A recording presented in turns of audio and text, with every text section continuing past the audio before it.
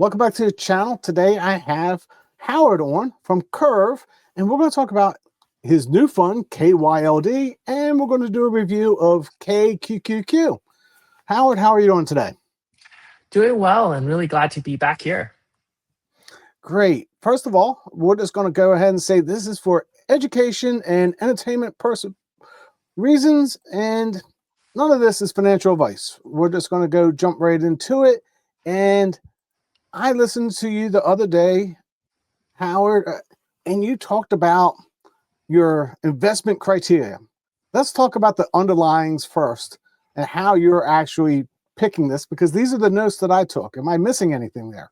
Yeah, that's pretty accurate, and I think we want to make sure people understand how we manage the portfolio. So market goes up, market goes down. At least you understand why the returns are the way they are. So in the strategy, what we're looking for is really two sets of things. They could overlap or they could not overlap. But the first set is a basket of high growth securities. They don't always have to be equities. They could be other securities that are out there that's listed in the market. And here, what we are looking for is high growth potential. They're usually in, for us as a manager, we still do want to understand the underlying securities that we're investing in. So we have to understand a bit. We don't have to be super detailed experts on it, but we have to understand how they generate revenue, how hopefully most of them will be generating positive earnings, profits, and that what we're betting on is that they're able to continue to grow that earning in a faster and faster pace.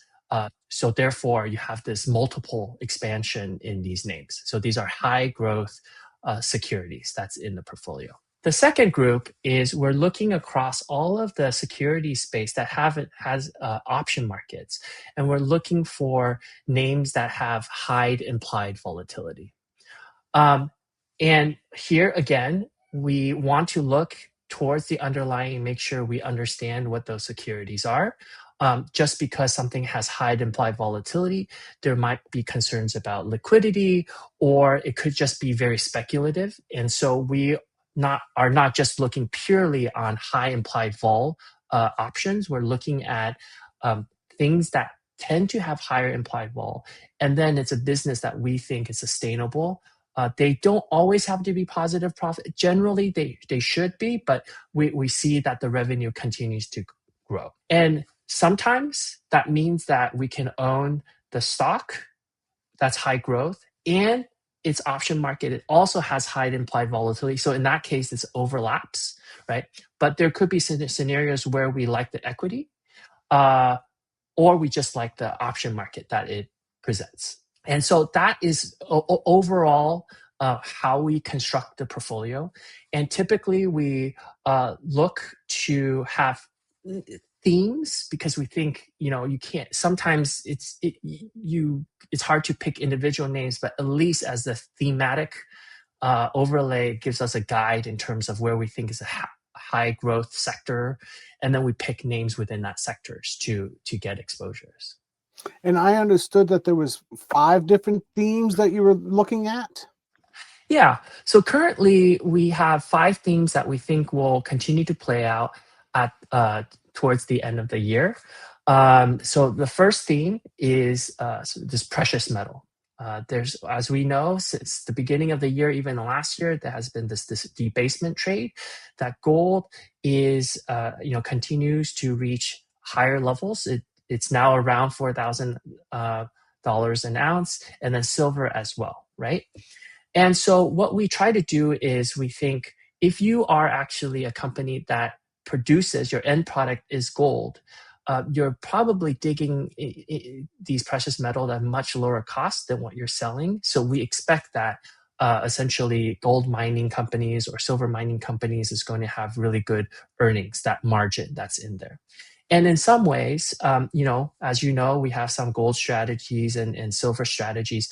This is a levered play on gold and silver, because gold miners and silver miners tend to have much higher beta than the underlying. So that's why this is more appropriate for this strategy than just having the end product. But we're both constructive on the end product and the company that is generating the product. The second theme is, which is something that we have really expressed in our Tech Titan strategy, which is that we continue to believe that AI infrastructure is going to do really well because there's just more demand than supply that is available. And so what you can see is that we have invested in a basket of names that is around that infrastructure. So whether that is the chip makers or the data center providers, those are some of the names that we think will continue to do well. I will say we're starting to see a little bit of overlap and self-investment in loops, etc. So while we're still very constructive in this process, I think what we want to be is a little bit more tactical around the edges in the portfolio. The third theme is names that we think are government supported. So generally, that is a bit of a defense company. There's a couple of names there. There's one name in the strategy, Intel, which is both an AI infrastructure play, but also has been invested by the U.S. government. So, we think that because it has the support of the U.S. government, that will continue to do well. And then there is a bit of similar maybe to the precious metals, but again, part of that debasement theme, which is that people continue, we've seen, obviously gold has pulled back a bit.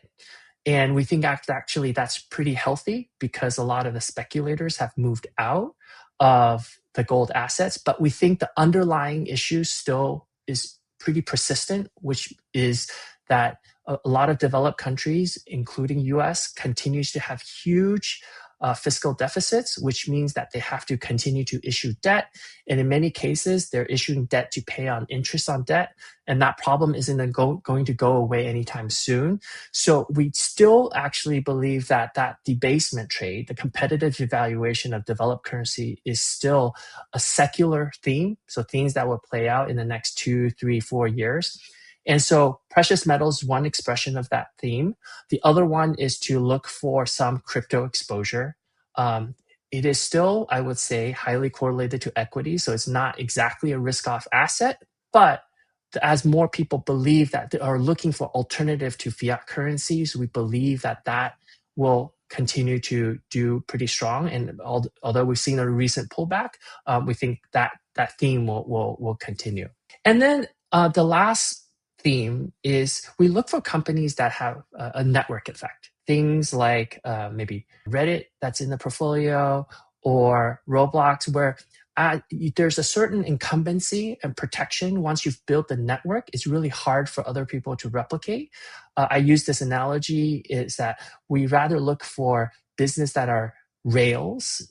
We don't need to be the train, but companies that provide the rail for the train usually do very well, either from market turbulence because they provide the ecosystem and infrastructure for business to be conducted. So we look for those particular names. So those are the large themes in the portfolio. You've already done some options trading. You've already closed out a position. But let's go and actually take a look at your website and talk about distributions and when we could expect those, because I see that that is also up on your website now. And we'll just have that general discussion there. Okay. So we, as you know, most of our funds, the distribution is generally proportional to the volatility of the underlying. This basket, this strategy will be the most volatile that we run. So therefore, our expectation is that the distribution will be higher than, I would say, all of our existing strategies that we currently run. We are aiming to have the first distribution the second week of November. Typically, we make an announcement on Tuesday, but that Tuesday is Veterans Day, so we will actually announce it a day early. And then the record and the payable date is the same as all of our other funds, which is the record dates on Wednesday and payables on Thursday. I was going to say one thing that I understood from earlier conversations that I heard was don't expect the first distribution to be the actual end rate for the fund, meaning it might be a little bit lower at first, and as things progress, that rate can actually start to increase. Yes, and for those who are familiar with KURV, you know there are a few things that is pretty important to us. The first, obviously, is to have good performance, and that's the first thing I think as any investment manager strives for. The second, particularly in these high dividend type strategies, what we really want to do is guard against NAV erosion. And so what we typically do is make sure that the NAV has appreciated to a certain level where we believe that even market volatility will still help, will allow us to maintain a certain stable NAV, which means that we would, I would say, even though probably the initial distribution will be higher than most funds, it would not be where the steady state is because we want to make sure the NAV is stable first. And then as we build out the portfolio and clip more premiums from the option strategies, then the distribution rate would get to what we call sort of steady state. So that's how we typically manage our portfolio. I think, as a very simple example, right? If your portfolio dropped by 50%, you have to generate 200% in order to go back to your original point. Right.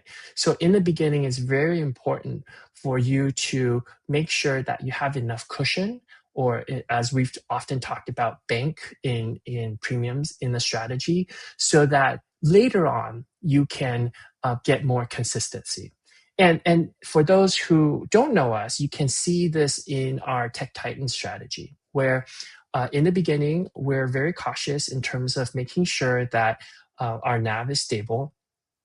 And then as we have progressed in the portfolio, we're at a point in which we're actually distributing quite attractive returns. And at the same time, we're able to generate total return that I think is pretty attractive. And I think we're outperforming many in the space for both active and passive exposure. So that's something that is a style, I think, that describes KURV.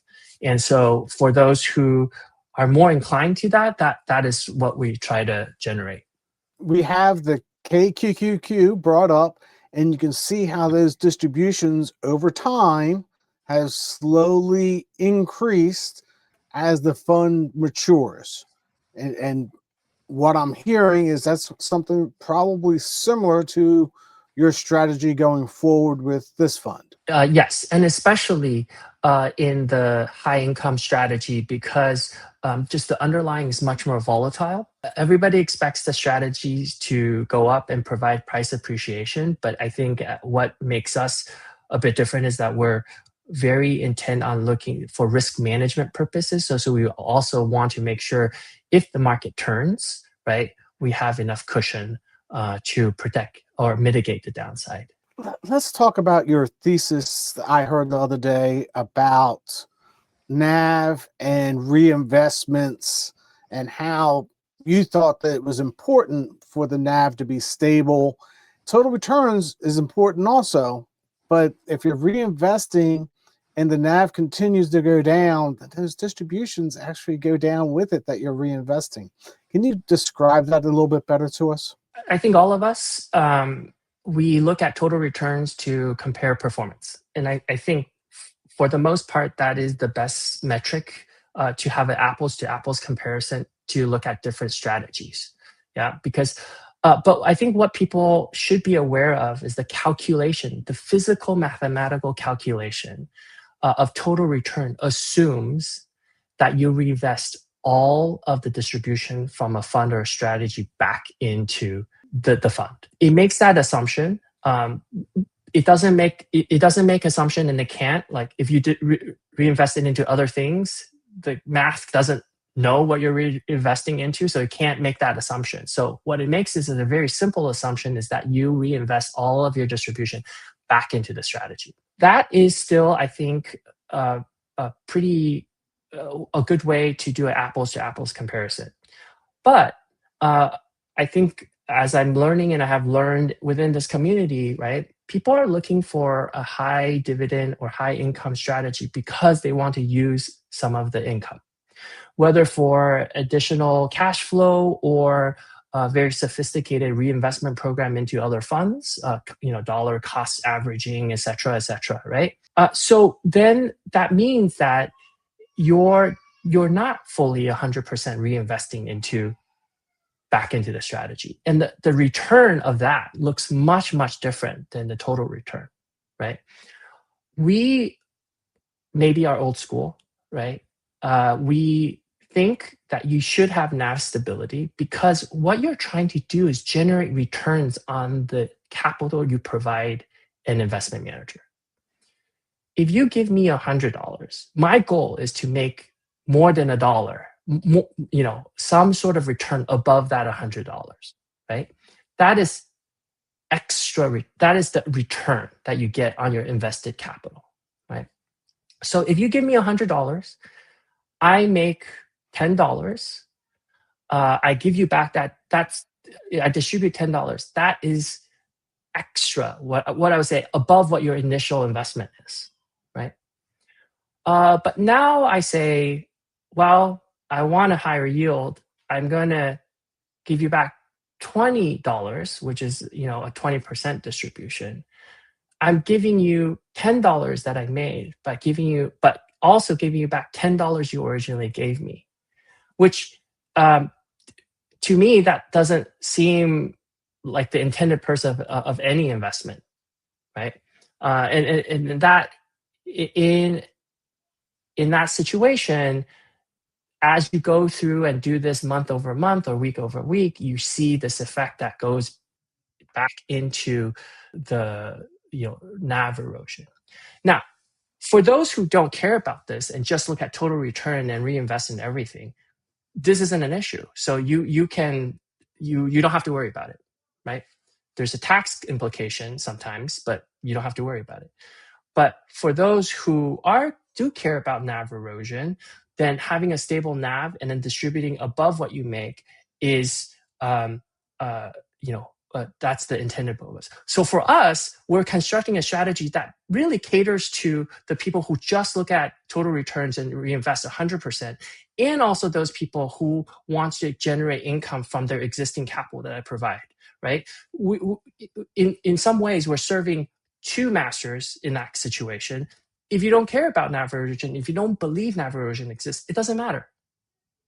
But if you do care about or using some of the income being generated from the strategy, then we believe that is a more stable way in which you can essentially generate cash flow from your investment. Thank you for that explanation. I tell you that I fall into the old school method that I want a stable NAV, and because I'm using part of that for my retirement. One thing that I might have been mistaken when I first looked at your fund is I look at your gross expense ratio and I see your net expense ratio. So what is the actual expense ratio of this fund? The management fee for KYLD, we call it KYLD, is 99 basis points. It's actually the same fee as most of our other ETFs. There's one extra basis point is what is called acquired fund fees. So that is an estimate for the first year. And typically that could be fees from the money market fund that we use. So, 99 basis points of management fee plus potentially that 1 basis points gives, 1%. In many of our funds after the first year, actually that 1 basis points is actually lower than that. So we focus on management fee. So it's 99 basis points for the first year. Yeah. Thank you for that explanation. If you don't mind, let's go ahead and take a look at some of these holdings that you actually have. And lo and behold, I have them in a spreadsheet for us. Let's start talking about, you did a call on Friday because you had a thesis on a trade and you can do that. You just bought a call, I do believe, or sold a call. Yeah. So when we launched this, we have to see the fund on a Thursday and we list it on a Friday. It just happened that last week was the last, or I would say probably final rounds of the major tech companies' earnings season. And so we wanted to be a little bit conservative just to make sure we start the strategy off on the right foot. But we did have a particular view that in Amazon, what we've seen this earnings season is that the AI infrastructure continues to do really well. Again, affirming our thesis that the demand just outstrips the supply. And we, through our analysis and research, we thought that Amazon itself would have stellar earnings.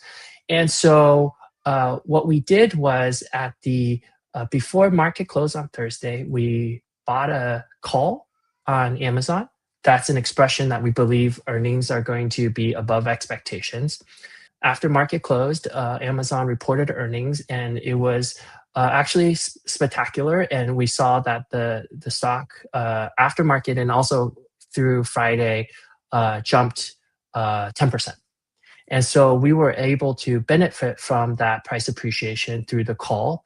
But here, what we want to do is make sure when we have profits, we can lock those in. And so by the end of Friday, we have closed out that call. I mean, even though today I think continue to rally, I think we're okay. We're okay to be able to ride that 10% up and then be able to close out that position. So doing stuff like this, what kind of option strategies do you actually have available to you to actually do something like this? So you're just randomly buying calls and selling puts and buying puts.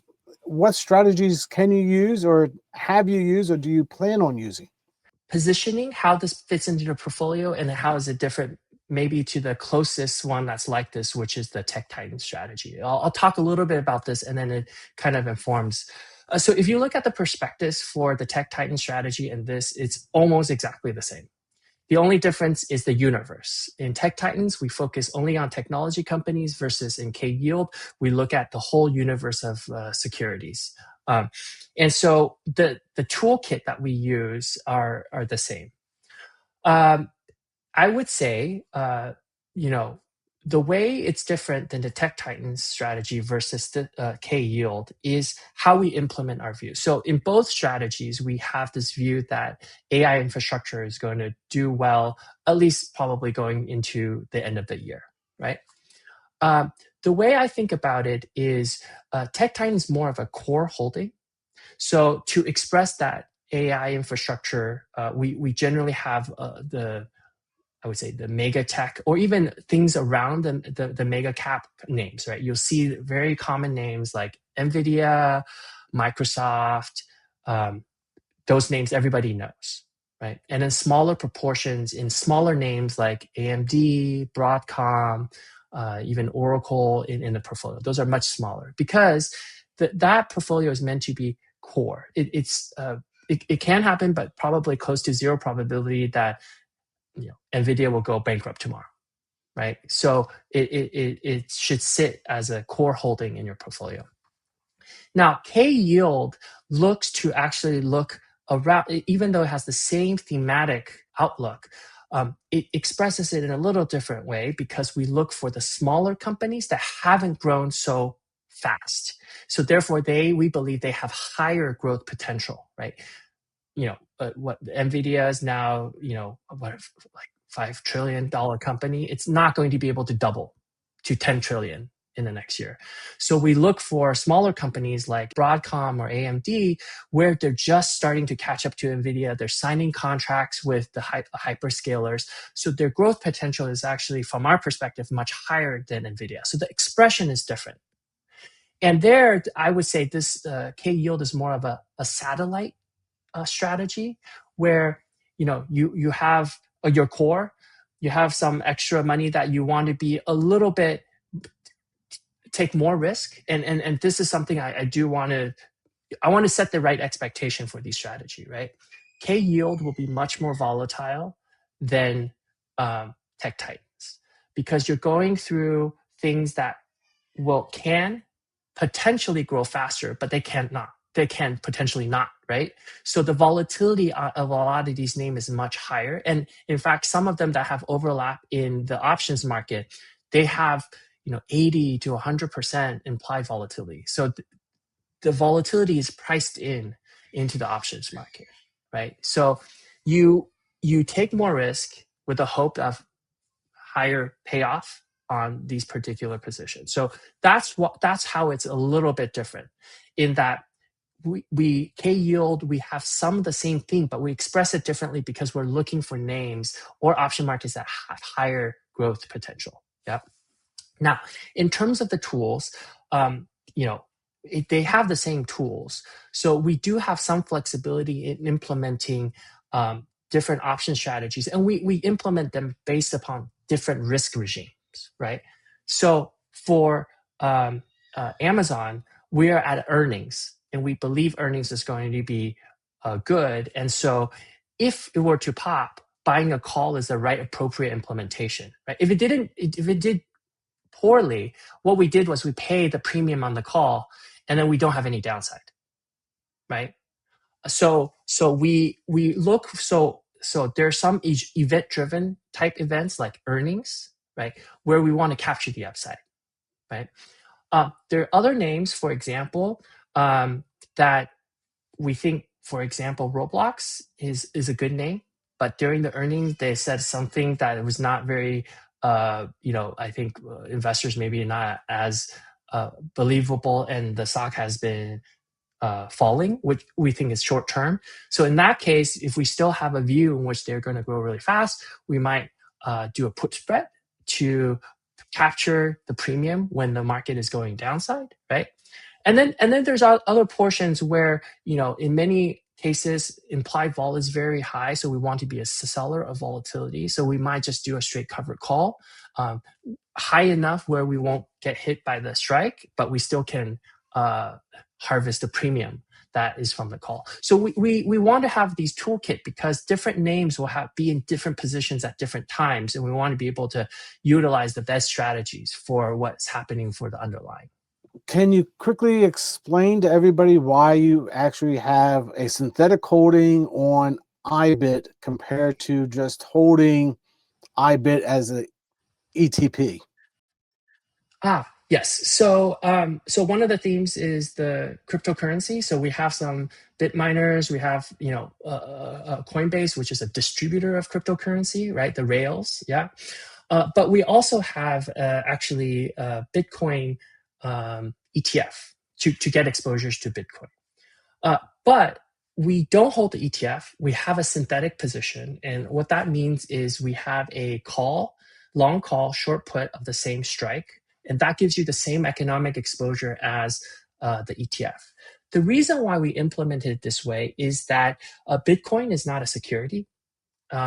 So in a 40 Act fund, which is what this is a legal structure, if you hold non-security, so you can get Bitcoin through various different exposures, right? Implemented. You can hold the Bitcoin itself. You can use Bitcoin futures. You can have Bitcoin ETF, and you can have options on Bitcoin ETF, right? But they get you more or less the same exposure, but they have different tax implications. So Bitcoin future, and even Bitcoin ETF, it's not a 40 Act ETF, it's a 33 Act ETF. It's what they call a grantor trust. All three of those implementations, it generates what the IRS considers bad income. So I think tax. I'm not a tax lawyer, but they generate essentially you pay on both realized and unrealized gains to a certain amount. Versus options on IBIT is considered a security, so it generates what is called good income, and so we are very careful about not just the returns, but I think we've always shown that we try to generate as tax efficient income as possible. And so in this case, we believe that actually having a synthetic long on the Bitcoin ETF gives us the exposure that we want, but also gives us the tax efficient exposure within a strategy. Thanks for that explanation. The next question I have is, on your gold fund, you're able to create what we know, or what we've discussed before, a delta 1 position or try to receive a beta of 1 on a particular holding. I understand that is also in this fund and that you could do something like that. Can you explain that to the audience? Yeah. I think people who are in the dividend income space knows or have to accept that fact that if you did a straight cover call strategy over time, you're going to underperform the underlying. The high level reason is you're trading off some of the upside for the income. The technical reason is that your exposure to the underlying is always less than 1 because of the covered call. So if you have exposure, let's say to gold, the gold ETF, you have 1-to-1. And if you just wrote a out of money call, let's say 30 delta, you have the 1 minus 0.3 gives you 0.7 exposure. So what that means is if gold goes up 1, your exposure is going to go up 0.7%. Conversely, if the gold goes down 1%, you're going to go down 0.7%. So you're going to go down less. But your exposure is never 1. So over time, if you have an asset that is appreciating, you're going to underperform. One of the, maybe another differentiator for KURV is that over time, we want to outperform the underlying, tracking or managing against. And we've done this with KQQQ compared to triple Q itself. We're in early days for gold and silver, but so far we've been able to keep up with the huge price appreciation. Even, I mean, there is very difficult because the gold has just been skyrocketing. But we've been able to do that because what we wanted to give is a little bit best of both worlds, which is good income, but also exposure to close to 1-to-1 exposure to the underlying. So the way we do it is that we do have a little bit more than 1 exposure to the underlying, but when we write a cover call, it brings it back to 1 or close to around 1. So that if the asset appreciates a lot, we're not giving up all of the upside to generate the income. So we can track the underlying better. The tech titans, the gold, the silver strategy, including yield, is what we call sort of second generation option income strategy. You know, when this whole sector started, right, I think people were just happy to be able to get access to a cover call strategy. Traditionally, it's a lot of very operationally intensive. People don't have time. People have to understand options, and getting that exposure is good enough. They accept the fact that you get good income, even though you might lag the underlying a little bit. And this is sort of expressed in our single name equity income strategy, right? But I think as the sector matures and the investors also become more sophisticated, there's now much more interesting strategies that are coming out from KURV or other competitors who don't really are trying to address this lagging effect. And so the tech titans, the high income strategy, the gold strategy, silver strategy is sort of in the second generation. Now, okay, the investors are a little bit more sophisticated. So they accept that we can do a little bit more sophisticated option income strategy. And then we don't necessarily have to accept that we have to underperform the underlying. So that's, I think, where we are, which is great because it allows for good performance and good income. Since you said it, and I'm just going to hold your feet to the fire, how about the single ETFs? Can we see a prospectus change one day, maybe to get to the revision 2 version? Good catch. Yes. So I think we will try to make some changes probably in 2026 so that we can bring the first gen, upgrade them to second gen as well. So if we're going to make sure I fully understand this. So second gen would be KQQQ, KYLD, your K silver, and your K gold. Those would all be second generation type ETFs for income. That's right. Where we strive to match or outperform the underlying while giving good or strong income, high tax efficient income from those exposures. Yeah. You have a put on KQQQ. Can you explain what that is and why you own that? Yeah. I think maybe this speaks to a little bit of a difference for KURV as well, which is that we know that income is very important, but we're not going to generate income at any cost, right? Our goal is to have a stable NAV. And so we will look for opportunities to buy puts to mitigate or provide downside protection. The trade-off sometimes is if you use, 1% of the yield, you can protect 10, 15% of your portfolio. We think that's a great trade-off, right? As an example. So as you can see, and again, I use the tech time strategy. We do actively manage the downside as well, because part of generating outperformance is not you outcompete what the underlying or portfolio is. It's also when things fall, you fall less than the underlying, right?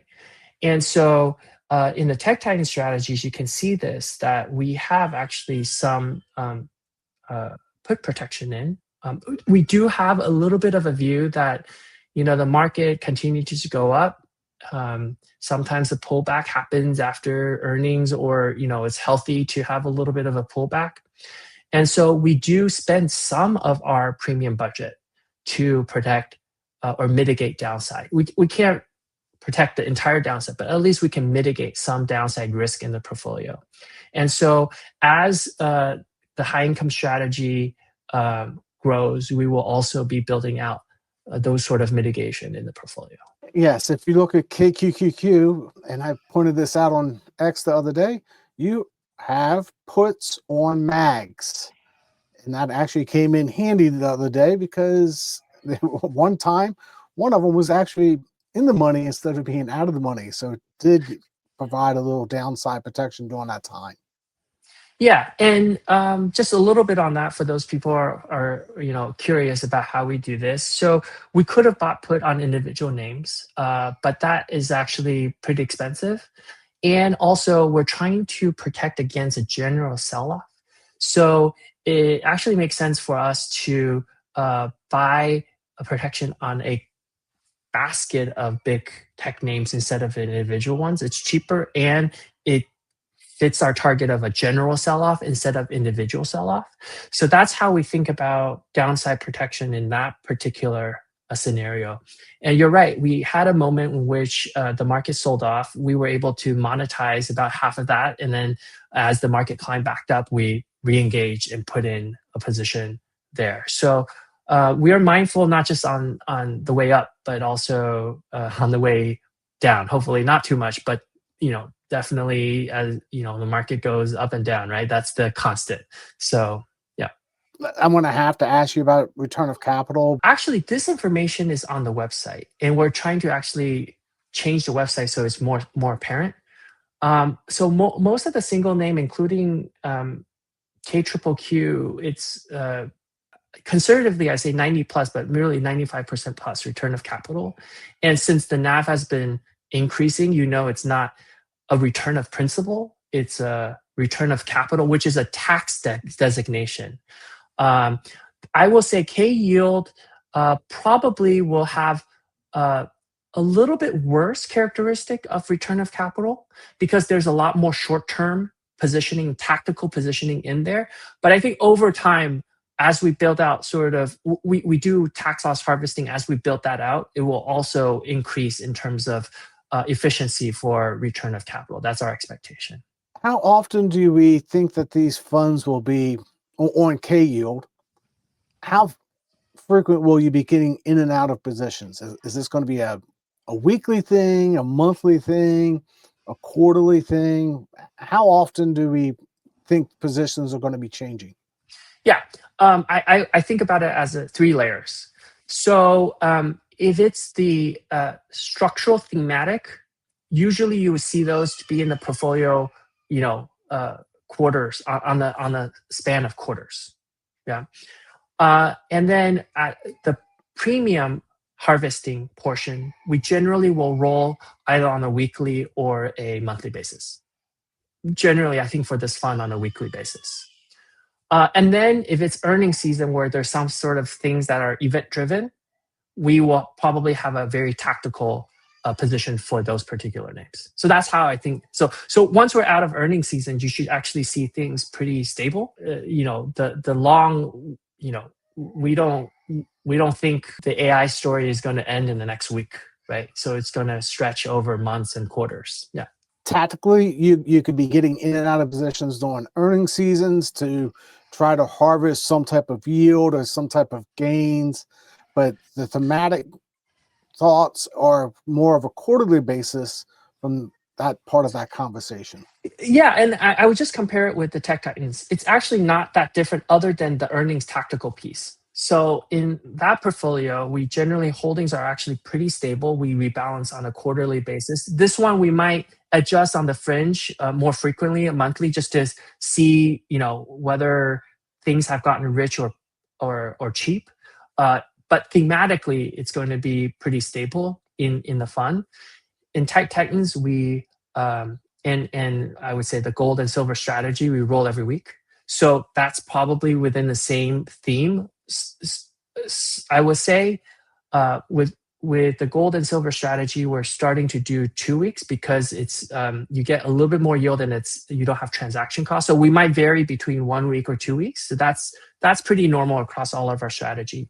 I think the only thing that's unique with KYLD is if there's something that's event driven that we're anticipating, we might be very tactical. That's 1 or 2 days, but that only happens majority of the point only once a quarter. So you shouldn't see that many of the very tactical. And you can't be going after too high of a yield because you have gold miners, but you didn't buy a nugget. Yeah, I mean, we also concentration risk, right? So at the end of the day, we do want to have a diversified basket of high growth potential names, right? So it could be the fact that right now we're using gold miners and silver miners ETFs, but if there's individual names in the miners that have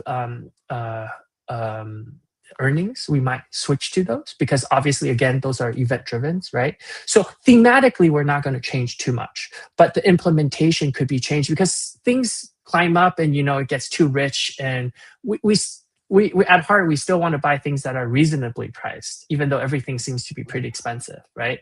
So Nuggets 3x leveraged gold miners. Yeah, I mean, like gold mine is already in a way a leverage play on gold. So and the thing is that again, leverage is great on the way up, but we're thinking about what if things on the way down. We need to, again, especially at this stage where we want to make sure the NAV is stable, we want to take risks, but not so much that it doesn't. The one thing that we're so key for us is risk adjusted return. So per unit risk that we take, we want to make sure that the return makes sense for that risk that you take. So, maybe in the case where we continue to see, at the beginning of the year where we forecasted a huge bull run in gold, maybe the 3x makes sense, right?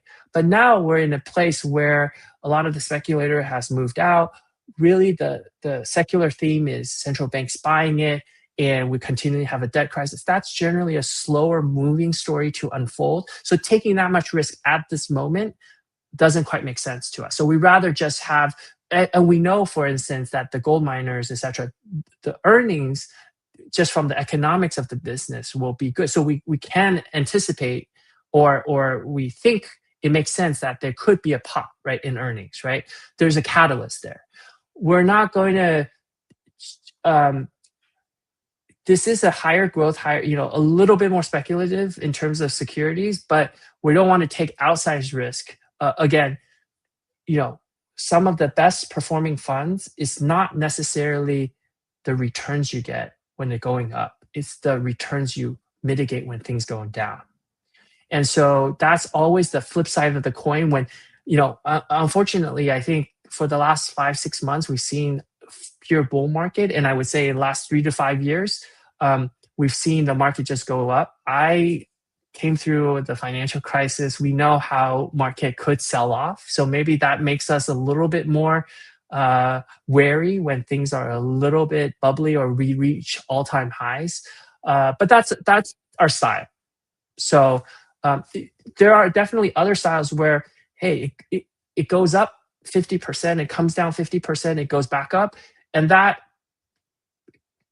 could be, there could be a place in the portfolio, but for us, we prefer to get better risk-adjusted returns. And I will say, these type of strategies really depends on your risk appetite, right? The core holdings, is a more defined volatility in the underlying. This one could swing up, the strategy swung up like 2%, 2.5%, 3% on Friday. It's down like 1%. So the volatility of it is much higher, right? And so you have to be able to say, that's the risk tolerance that I want to have in my portfolio. Very good. Thank you for that explanation. That's great explanation of everything. Anything else that you want to add about KQQQ? Because it is part of my core holdings, as you put it. Is there anything that going forward we might see with that particular fund? I think the way we've managed to have proven out to be, works relatively well. So what we want to do is continue that. Although I just thematically, two things that makes us maybe a little bit more tentative and maybe take a little bit risk off the portfolio is that, again, we are seeing all-time highs. Other than earnings, we don't really see a lot of catalysts. So we want to be a little bit more cognizant of risk in those exposures. And, one of the other things is, if it were not for tech, I think a lot of people have written that US would have been in a recession, right? For all of the capital expenditures that's been happening in the tech companies really have been propping up the US. And part of the reason why a lot of risk assets has been going up is because the expectations that the Fed is going to cut rates. We actually think we'll probably, I think the market is maybe pricing in too many rate cuts, especially if you take the position of the Feds, like inflation is still high, labor market's weakening. Those are two opposite things to manage. So maybe the market is pricing too much things. So there might be a pullback. So that's where we are a bit more cautious in our portfolios.